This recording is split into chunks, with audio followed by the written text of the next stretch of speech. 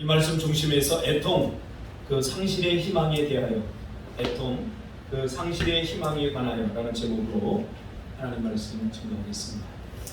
우리 옆에 분들과 한번 인사할까요? 우리는 한 식구입니다. 우리는 한 식구입니다. 우리는 한 가족입니다. 우리 한 가족입니다. 너무 좋네요. 우리 장로님이 손자 이렇게 등을 다 안아주면서 우리는 한 식구입니다. 장로님 흉무기가 더 커지는 것 같아요. 하루가 다르게 생각하고 있습니다.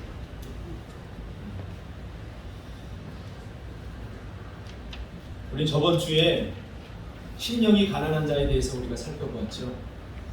가난 자체가 축복이 아니라 가난이 원인이 되어서 주님을 부르고 주님이 아니면 안 된다고 생각하며 늘 주님을 추구하고 신음하는 그런 마음의 상태를 우리가 가난이다 이렇게 이야기했습니다. 가난이란 반드시 있어야 할 것이 없는 상태죠. 반드시 있어야 될 부분이 없는 것, 이것이 가난입니다. 그러나 주님은 단순히 눈에 보이는 가난을 이야기하는 것이 아닙니다. 물론 다 통합해서 이야기했지만 눈에 보이는 가난과 더불어서 눈에 보이지 않는 가난까지 예수님의 마음에 비쳤던 것입니다.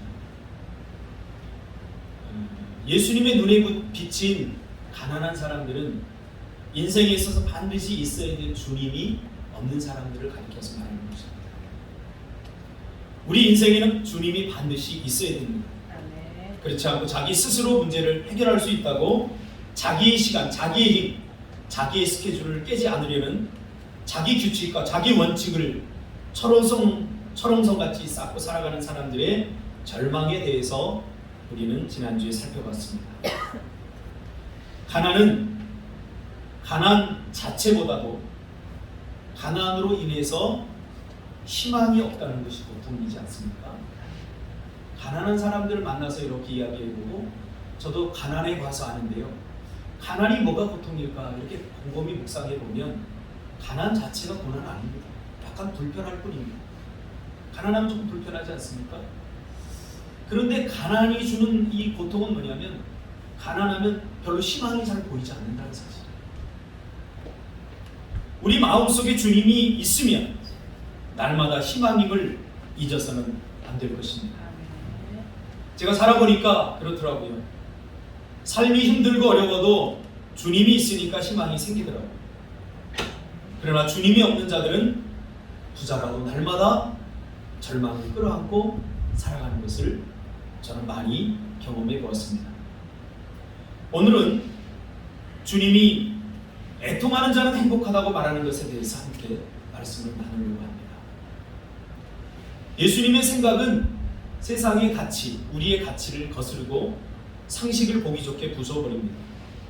그런 의미에서 예수님의 말씀은 과히 혁명적입니다. 인간이 추구하는 행복은 즐거움과 기쁨과 화려함과 맞닿아 있습니다. 여기에 행복이 있습니다. 애통과는 거리가 멀죠. 여러분, 애통한 사람이 어떻게 행복할 수 있겠습니까? 오늘 본문을 해석하면 애통한 사람은 행복하다 이렇게 말하고 있는 거예요. 생각해 보세요. 매일 우울한 표정을 짓고 깊은 한숨을 가슴 깊이 묻고 살아가는 사람이 행복하다고 여러분 생각되어집니까? 이렇게 인생을 바라보는 사람의 시각과 예수님의 시각은 다릅니다. 가슴 쥐어짜는 고통과 그 고통의 열매인 눈물을 행복이라고 말할 수는 없는 것입니다. 이 애통은 깊은 상실을 경험하거나 그 상실을 느끼는 사람의 그 마음의 외로움과 허전함으로 인한 슬픔입니다. 그러니까 애통이 어떻게 해서 발생하죠? 무엇인가를 잃어버린 거예요. 무엇인가 정말로 잃어버려서는 안 될 것을 잃어버린 상태입니다. 잃어버리고 싶지 않은 것을 잃어버린 것. 그것으로 인한 슬픔. 이것이 애통이죠. 형욱이 잃어버리고 싶지 않은 게 뭐가 있어?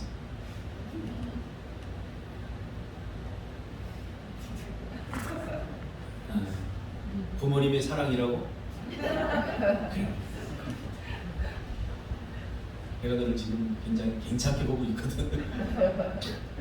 눈에 보이는 거, 우리가 잃어버리고 싶지 않은 것들은 미숙할 때는 다 눈에 보이는 것들이에요.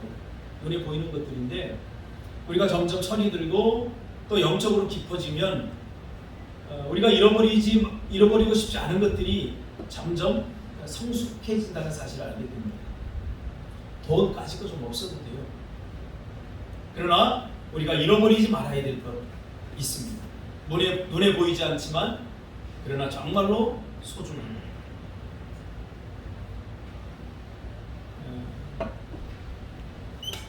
어떤 사람은 물질 이거 잃어버리고 싶지 않다고 생각해요. 또 물질을 잃어버리고 또 애통하는 사람들도 봤고요. 또 사랑도 잃어버려서는 안 되겠죠. 사랑. 또 저 같은 경우는 그 유년 시절의 추억을 잃어버리고 싶지 않아요. 가끔 꺼내어서 이렇게 보거든요. 꼭 집어서 말할 수는 없지만 또 의식하지 못하지만 뭔가를 잃어버림으로 인한 절망적인 상태를 우리가 애통이다 이렇게 말합니다. 애통하면 저는 몇 가지 그림이 그려집니다. 그 첫째는 어머니의 통곡소리입니다. 제가 제일 먼저 이 세상 살아가면서 제일 먼저 경험한 애통은 어머니의 통곡소리였습니다. 아, 저게 애통이구나. 지금 와서 생각하니까. 그 어릴 적에 5살 때 아버지가 돌아가시면서 어머니가 그 장례식에 임박해서 그 통곡하는 소리, 그 어린 저의 마음속에도 영혼을 쓰라리게 하는 아픔이었습니다. 이것이 애통이구나.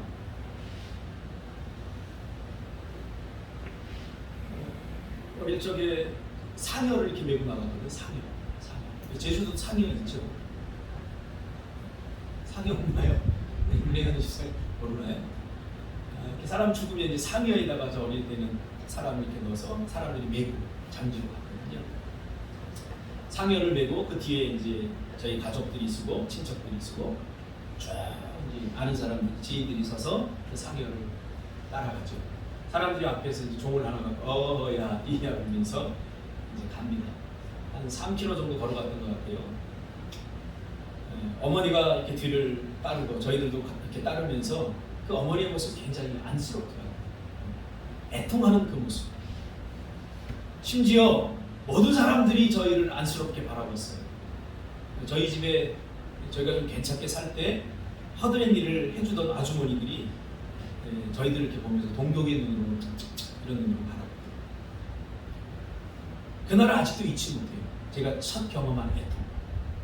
4월의 어느 이 봄날인데 너무나 날씨가 좋고 화창한 봄날인데 너무 날씨가 좋아서 더 힘들었어요.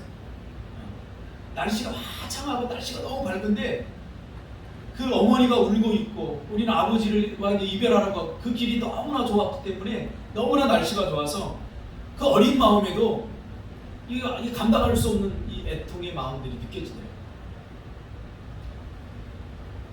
그리고 가끔 어머니의 방에서 새어나오던 통곡의 소리, 그 후로 제가 들었던 애통입니다.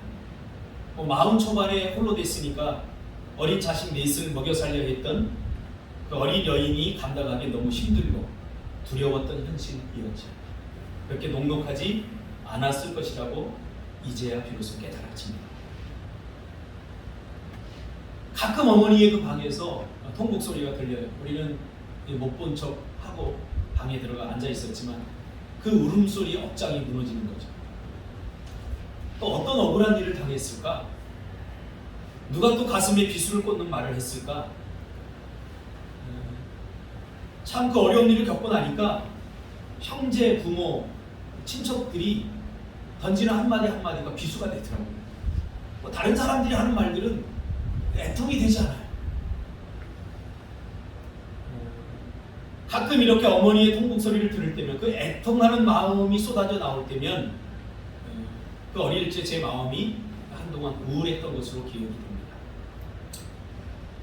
이 애통은 저희 어머니만의 문제가 아니었습니다. 저도 살아오면서 너무 슬퍼서 뜬 눈으로 밤을 지새우기도 하고 울기도 하고 때론 이불을 뒤집어 쓰고 꺾고 울어보기도 했습니다.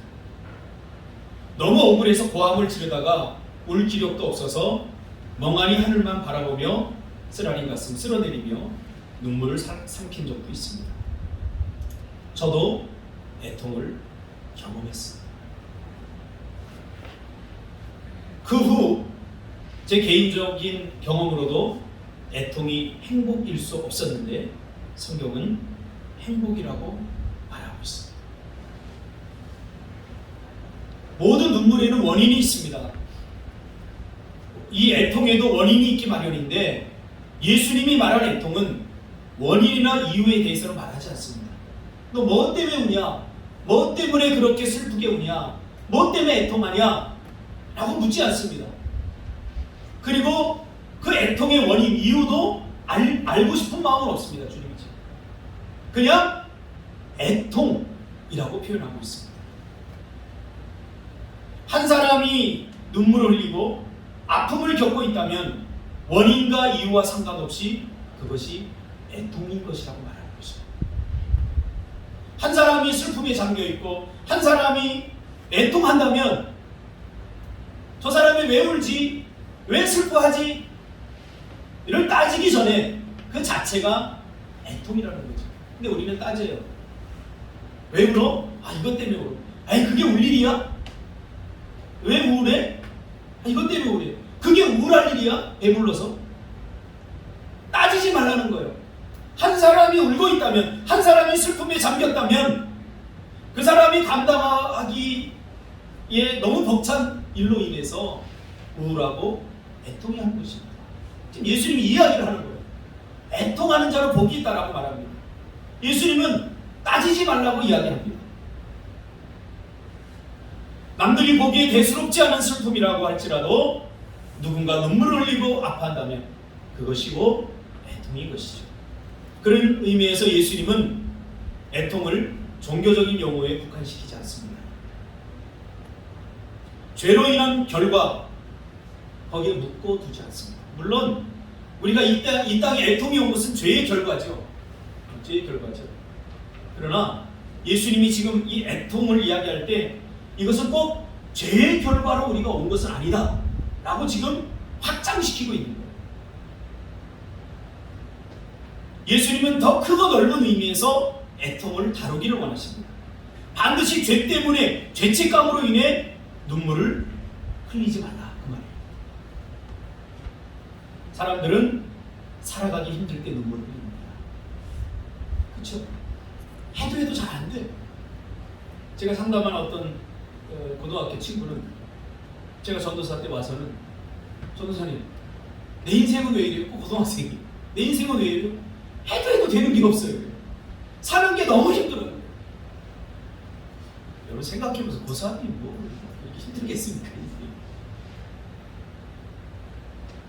살아가기 힘들 때 우리 눈물 흘립니다. 그거를 꼭 네가 죄 지어서 그래, 죄 때문이야, 회개해. 이거 너무 잔인하지 않습니까? 사람들은 외로울 때 눈물을 흘리기도 합니다. 이게 애통입니다. 실패했을 때 눈물을 흘리기도 합니다. 사랑하는 사람이 눈물을 흘리면 같이 눈물을 흘리기도 합니다. 사람들이 자신이 진심을 몰라줄 때 괜히 억울해서 눈물이 나기도 합니다. 사랑하는 가족들과 살아가면서도 자신의 마음을 열어놓을 상대가 없어서 눈물을 흘리기도 합니다. 삶이 원하는 대로 되지 않아도 눈물이 납니다. 그런가 하면 아주 긍정적이고 희망적인 상황에서도 우리는 눈물을 흘립니다. 그런가 하면 꿈을 이루고 다른 사람들이 나를 성공했다고 다들 부러워해도 그러나 슬픔과 허탈감이 마음을 비집고 들어와 몰래 눈물을 흘리기도 합니다. 지금 예수님이 말하고 싶은 애통이 뭔지 아시겠죠? 인간이 본질적으로 가지고 있는, 하나님을 떠난 인간이 본질적으로 가지고 있는 슬픔의 상태. 그것은 우리가 어떤 성공을 거두었던, 어떤 많은 것을 소유했던 그것을 다 관통해버리고 내 심장폐부를 찌른다. 누구나 애통한다. 이 땅에 살아가는 모든 사람들은 전부 다 애통의 정서를 다 가지고 있다. 예수님은 이런 인간의 마음을 정확히 아셨습니다. 웃고 떠들고 좋아하고 즐기고 하는 모든 것들이 다 일시적인 거예요. 돌아서면 외롭고 돌아서면 허전하고 이게 애통의 마음이라는 거예요.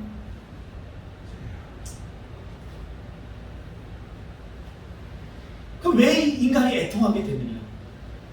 결국 인간의 마지막은 죽음이라는 것을 우리가 알고 있기 때문에 영원히 살지 못해요. 결국 돌아가는 것이거든요. 우리가 웃고 떠들고 잠시 기뻐하고 이러면 다 잠시뿐이에요.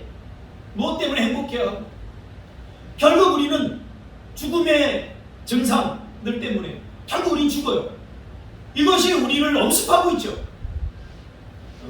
여러분 사형수가 감옥에 들어갔는데 오늘 치킨을 주고 오늘 즐거운 일을 하고 잠시 기쁠 수 있겠죠.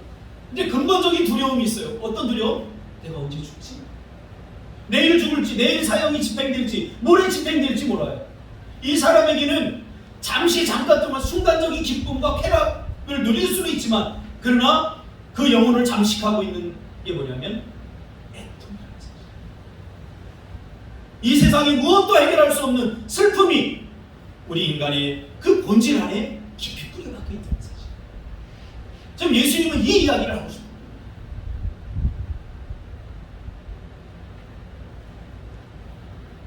그 죽음과 죽음의 증상들이 주는 깊은 상실을 잠시라도 잊고 살기 위해 사람들은 즐거움과 기쁨, 쾌락을 추구하는 거죠. 이렇게 해서라도 잠깐 순간적이고 찰나적으로 위로받으려고 하는 거죠.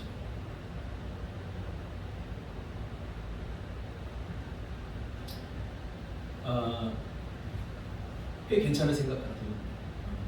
그렇죠? 있는 거죠. 우리가 죽는다는 매일 생각하면서 얼마나 슬프겠어요. 그러니까 있는 거예요. 어떻게? 자기 자신이 스스로를 위로하는 거예요. 즐거움을 찾고 그 잊을 만한 다른 것에 몰두하는 삶. 자꾸 잊고 싶은 거예요.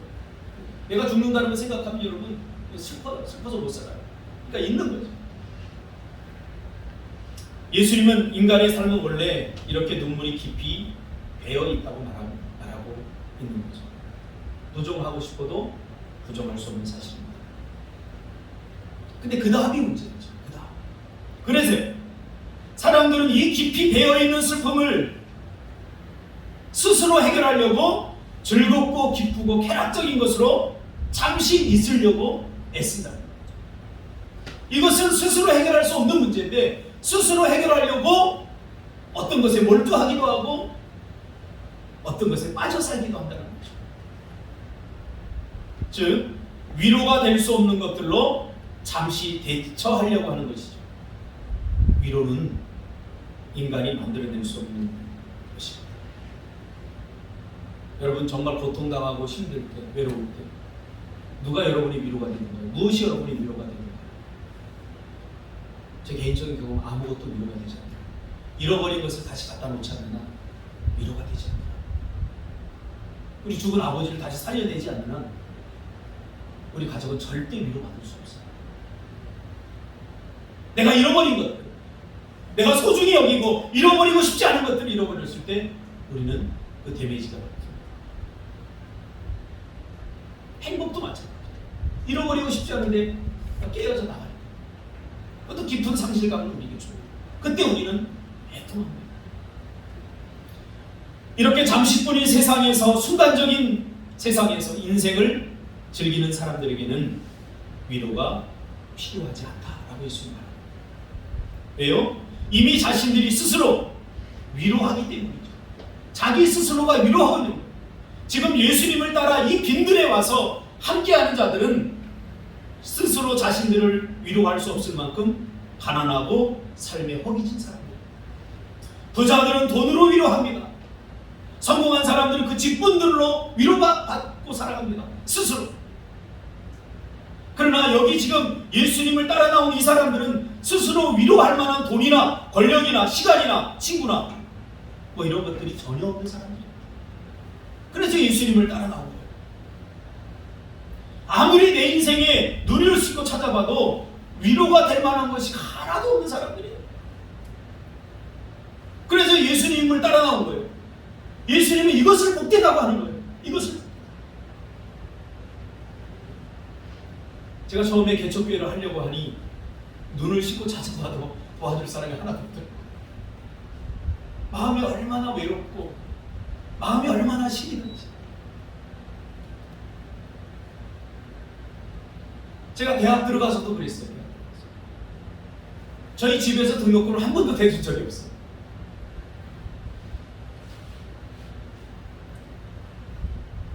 학교를 마치면 학교 앞에 봉고차가 냈습니다.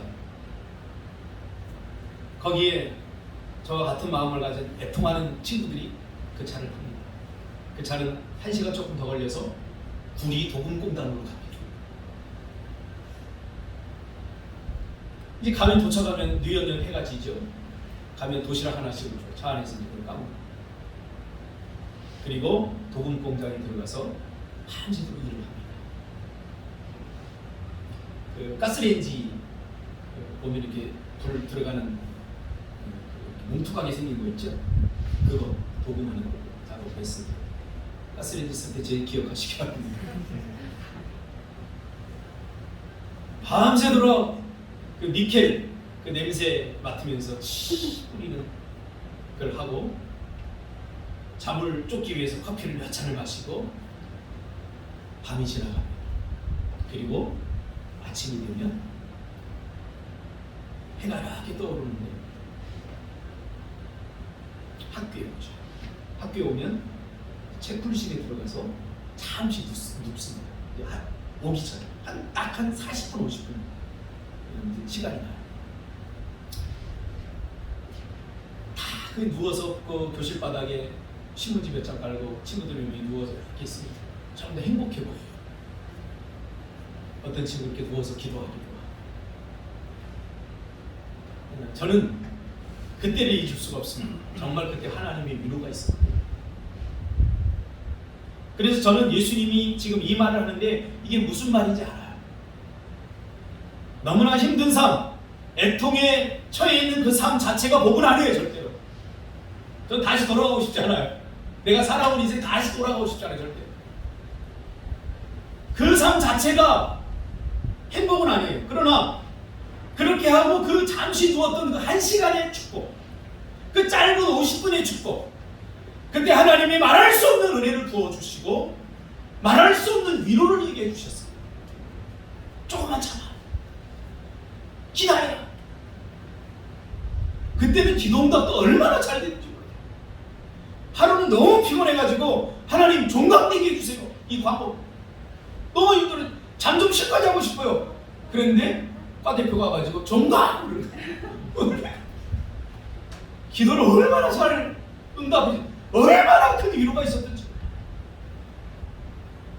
다시 돌아가고 싶지 않지만 저는 그 위로, 그때 받은 위로보다 더 큰 위로를 받은 적이 별로 없는 것 같아요.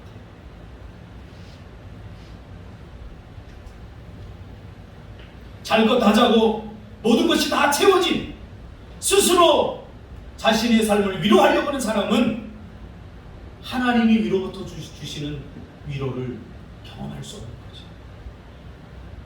교회는 아둘람 공동체, 빚진 자, 가난한 자, 우리 다 모인 사람. 우리 삶을 다 들여다보세요. 다 이렇게 멀쩡하게 살아가는 것 같지만 상처 앞에 있어. 그래서 서로 사랑해 주라는 거예요. 아픔을 겪고 상처를 겪고 그것이 독이 되어서 사람들의 마음을 찌르지 말아요.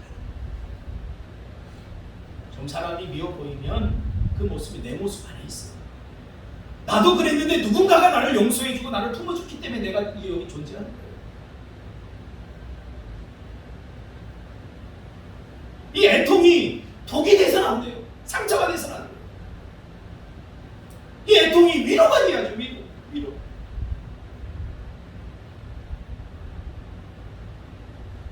내 인생의 그 무엇과도 그 무엇도 위로가 될 만한 것이 없고 모든 것을 다 상실한 사람. 이것은 마음의 상태를 말합니다. 솔로몬이 그래서 복된 사람입니다. 솔로몬이 그래서 복된 사람. 그는 슬픔과 눈물이 있었던 사람이었고 애통이 있는 사람이었습니다. 겉으로 보기에 솔로몬은 모든 것을 다 얻고 모든 것을 다 해봤어요. 인류 역사 가운데 가장 행복한 조건을 다 갖추었음에도 불구하고 그는 이렇게 고백합니다. 솔로몬 우리가 전도서 극동방송 우리가 설교하지 않았습니까? 이 세상에 안 해본 것이 없어요. 솔로몬 못 가져본 것이 없어요. 이루지 못해본 것이 없어요. 인류 역사상 존재했던 사람 중에 가장 완벽한 행복의 조건을 다 가지고 있었던 사람이에요. 근데 놀라운 것은 그 중심에 애통이 있었다는 사실이에요. 여러분, 그 모든 것을 다 이루고 모든 것을 다 가지면 그것으로 위로받으려고 하지 애통 가운데 들어가지 않아요. 그 솔로몬이 이렇게 고백합니다. 헛되고 헛되며 헛되고 헛되니 모든 것이 헛되도다라고 말합니다. 무슨 말이에요? 이런 것들이 절대로 자기 삶의 위로가 되지 못했다는 것을 말하는 거예요. 그에게는 약 36,000명의 연구진들이 있었습니다. 그래서 그 연구진들이 어떻게 하면 인생의 의미가 있을까를 놓고 날마다 연구하는 거예요. 그래서 건축을 하면 됩니다. 건축도 해보고, 제가 솔로몬이 그 도시를 만들어냈던 도시를 제가 견학한 적이 있거든요. 놀랍습니다. 수세식 화장실을 그때만 3,000년 도로를요, 그때 돌을 다 다듬어서 깎아놨는데 놀라워요. 모든 것을 다 해봤고 모든 것을 다 누려본 솔로몬이 헛되고 헛되며 헛되고 헛되니 모든 것이 헛된다 그러면서 자신 안에 있는 그 애통을 쏟아놓고 있어요. 위로가 되지 못한다는 거죠. 이게 여러분 빨리 깨달아야 돼요. 인생을 스스로 즐기는 사람에게는 위로가 필요하지 않습니다. 그들은 위로 같은 거 기대하지 않습니다. 왜? 스스로 지금 다 위로받잖아요. 돈이 위로해주고, 내 직책이 위로해주고, 내 주변 사람들이 위로해주고, 이런 거. 그러나 그것이 순간적이고 찰나적이라는 사실을 우리는 잊고 살아요. 예수님은 스스로 위로하는 사람들을 절대 위로하지 않습니다. 이사야서는 예수님을 위로자라고 예언합니다. 앞으로 너에게 메시아가 올 거다. 참 빛이 올 거다. 근데 그 사람은 너희들을 위로하는 사람일 겁니다. 그러면서 하나님이 그에게 주신 가장 놀라운 사역, 위로하는 사역이 될 것이다라고 말합니다. 너희는 위로하라, 위로하라, 내 백성을 위로하라고 거듭 말씀합니다. 하나님은 우리를 위로자로 부르셨습니다.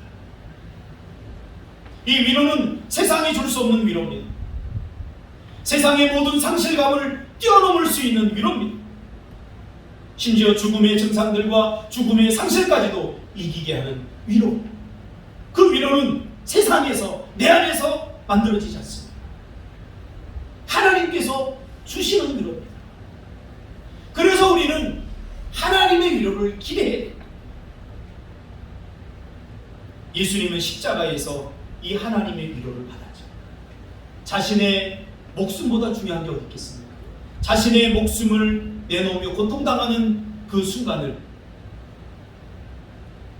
그는 단순히 애통하지 않고 미소를 지으면서 그 십자가를 질 수 있었던 이유, 예수님이 애통할 수 있었기 때문에. 누가 위로한다고요? 애통하는 자를 하나님이 위로하십니다.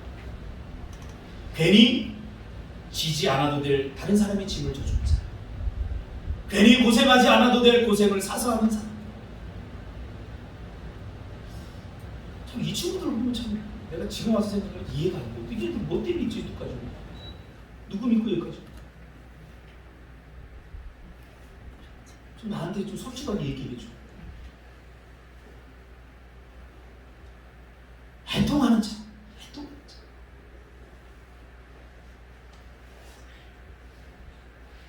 하나님의 위로가 있는 사람은 절대 불행하지 않습니다.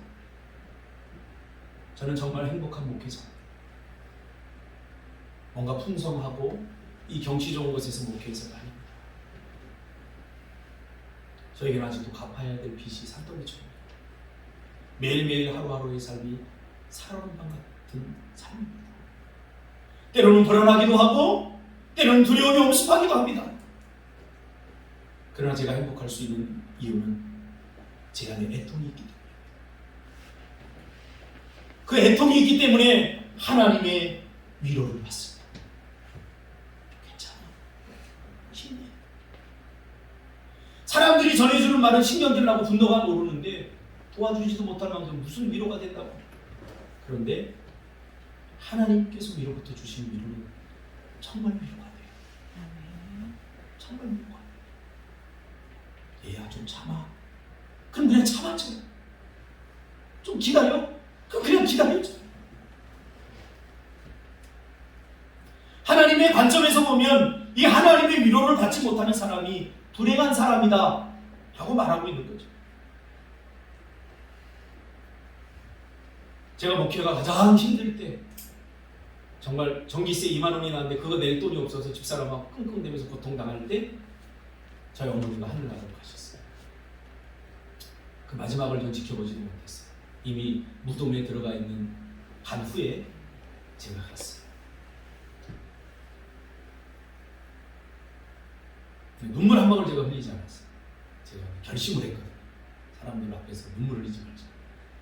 그리고 사람들이 다 떠나간 후에 제가 한 2시간 정도 울었어요.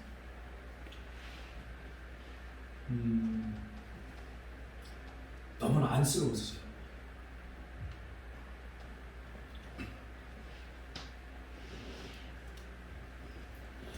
너무 고생만 하는 거지.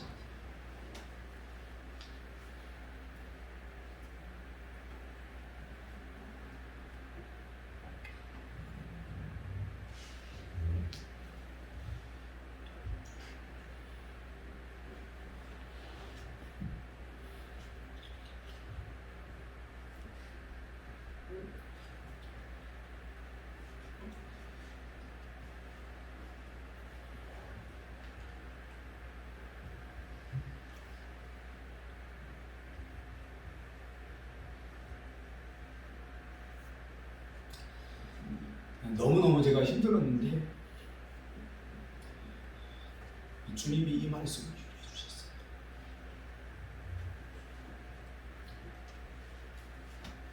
안쓰러워할 필요 없다. 너희 어머니 내가 다 위로했다.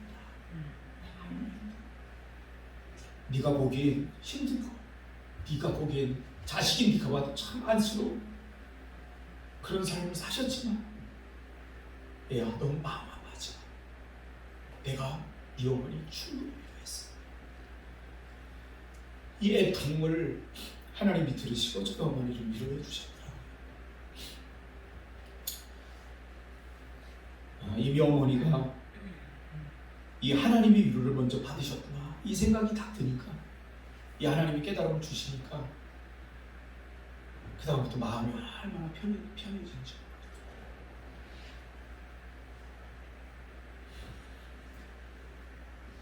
애통 자체가 복이 아니라 애통이 원인이 되어서 하나님의 위로를 받을 수 있다는 것이 축복인 것이죠. 저희 어머니의 삶을 보니까 진짜 그래요. 얼마나 힘들었겠어요. 여자 혼자 자녀 이남 이녀 둘을 이렇게 4명을 키우는데 나중에 들어보니까 별 억울한 소리 다 듣고 저희 큰 누님이 저한테 해주는 얘기는 지금 같으면 칼을 갖고 쫓아가고 싶을 정도로 그런 억울한 소리도 듣고 정말 힘들고 어렵게 살았는데 그래서 굉장히 안쓰러웠는데 하나님이 저한테 위로를 주셨어요. 애통하는 자는 복이 있나니 내가 그를 위로할 것이다.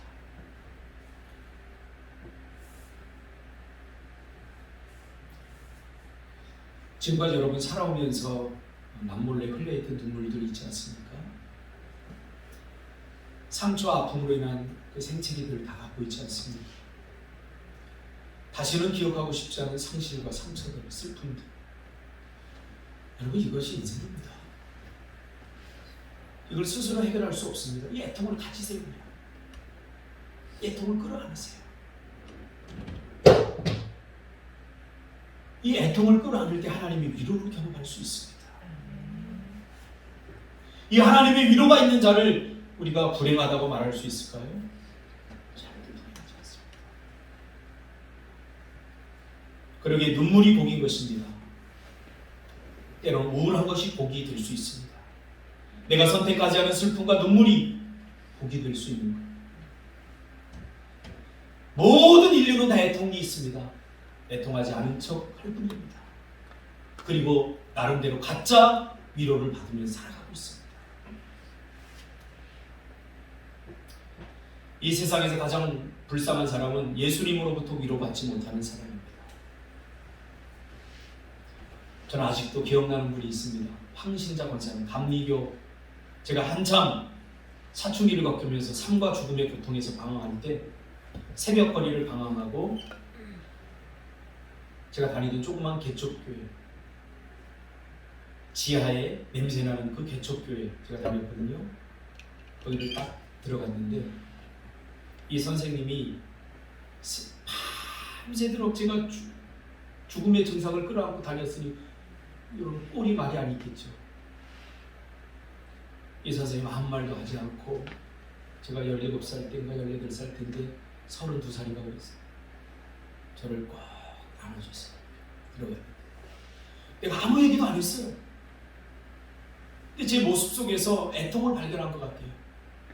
그리고 저를 이렇게 꼭 아무 말 없이 안아주면서 형수가 힘들지? 딱 이 한마디였어요.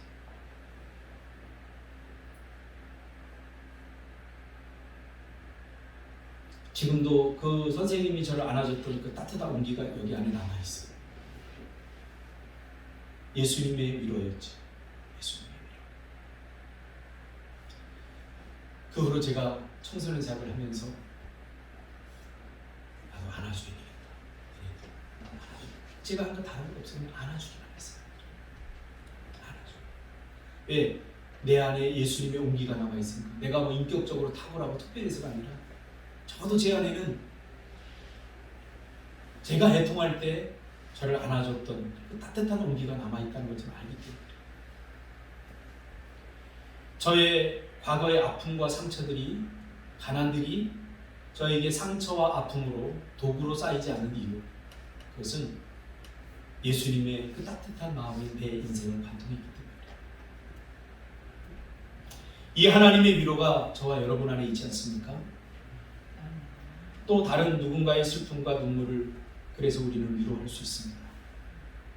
자꾸 따지지 말고 안아주시기를 바랍니다. 아내가 힘들어하면 애들이 있어서 욕을 못하겠네. 여기 딱 나와요. 완성된 소리. 멍멍이 소리 하지 말고 아내를 꼭 안아주세요. 자식들이 뎁뎁거리고 하면 듣기 싫잖아요.